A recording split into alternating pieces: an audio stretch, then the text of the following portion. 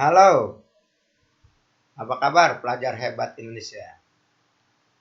Kembali di materi kali ini, di kelas 10 kita belajar tentang debat. Debat ini seringkali menjadi problema atau hal-hal yang bersifat kontroversi yang bertentangan, baik itu yang terjadi dalam masyarakat ataupun yang terjadi di dalam dunia politik, maka perlu kita berdebat.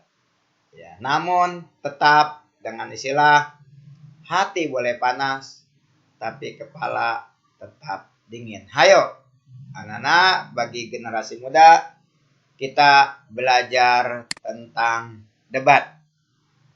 Ya. Apa sih yang dinamakan dengan debat?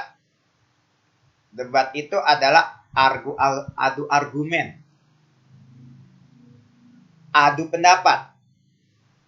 Dua pihak atau lebih, baik secara perorangan ataupun kelompok, di dalam mendiskusikan dan memutuskan masalah yang terjadi perbedaan pendapat.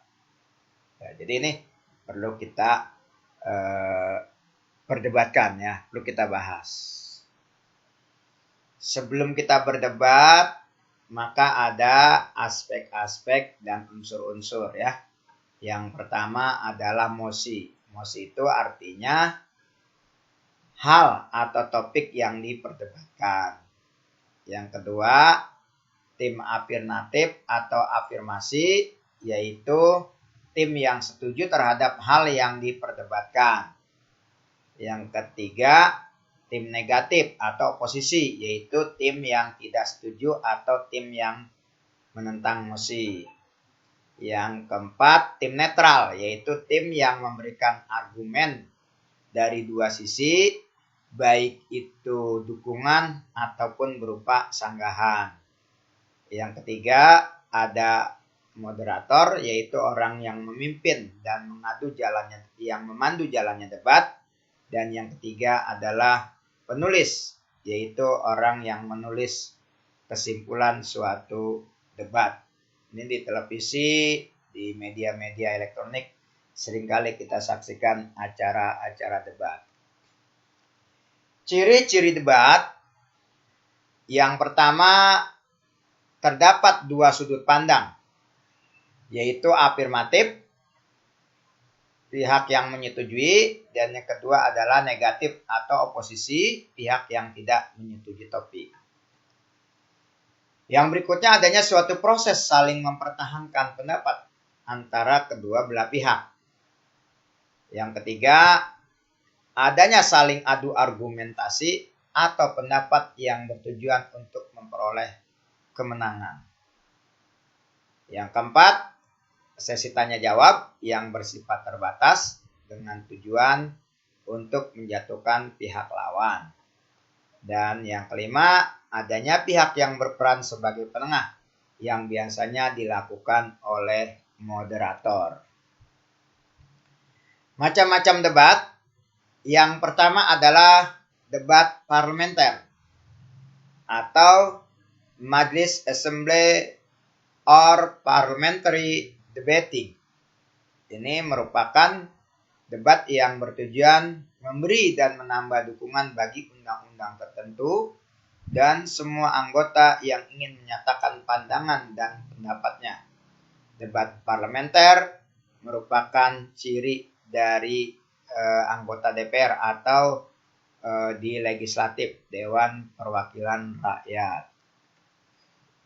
Anak-anak, yang kedua adalah pemeriksaan ulang untuk mengetahui kebenaran pemeriksaan terdahulu atau yang dikenal dengan cross examination debating. Nah, ini merupakan debat yang bertujuan untuk mengajukan serangkaian pertanyaan yang satu dan yang lainnya berhubungan erat, yang menyebabkan para individu yang ditanya menunjang posisi yang hendak ditegakkan dan diperkokoh oleh sang penanya.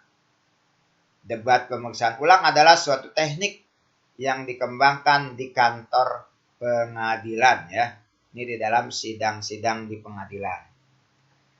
Yang ketiga adalah debat formal atau konvensional. Ini biasa terjadi di dunia pendidikan. Misalnya ketika diskusi untuk memberikan pembelajaran. Ini di kelompok mahasiswa ataupun di pelajaran tingkat SMP dan SMA ataupun SMK. Yang dikenal dengan istilah formal, conventional, or education debating.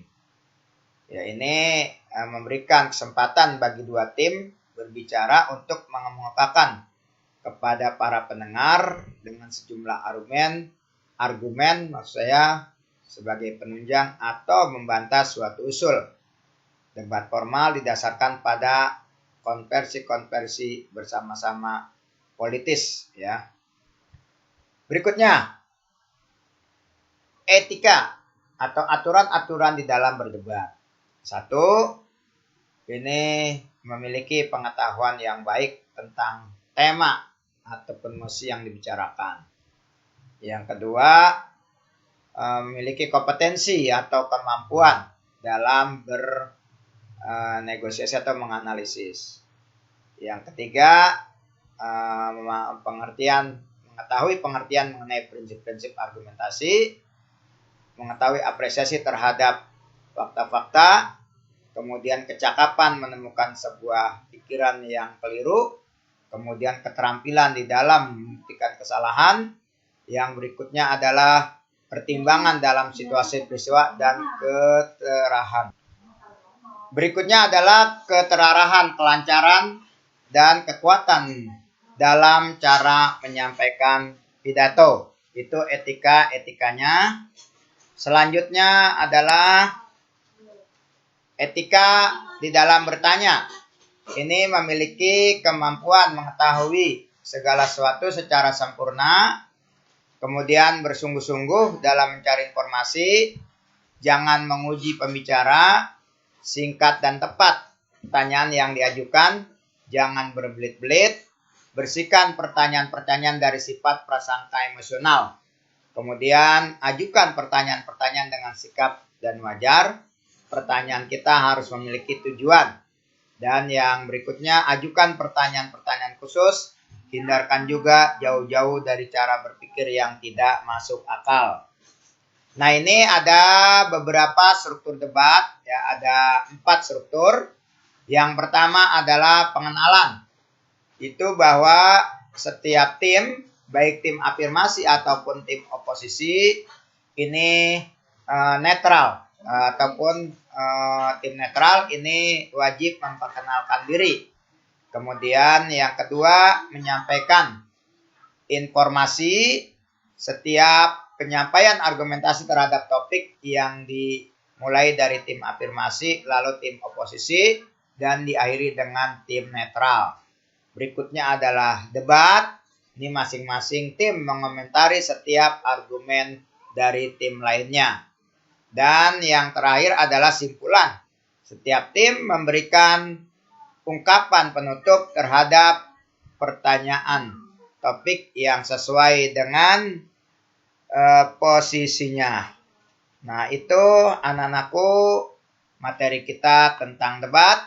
Semoga bermanfaat dan pelajari lebih luas lagi mengenai debat ini. Saya Iri, wassalamualaikum warahmatullahi wabarakatuh.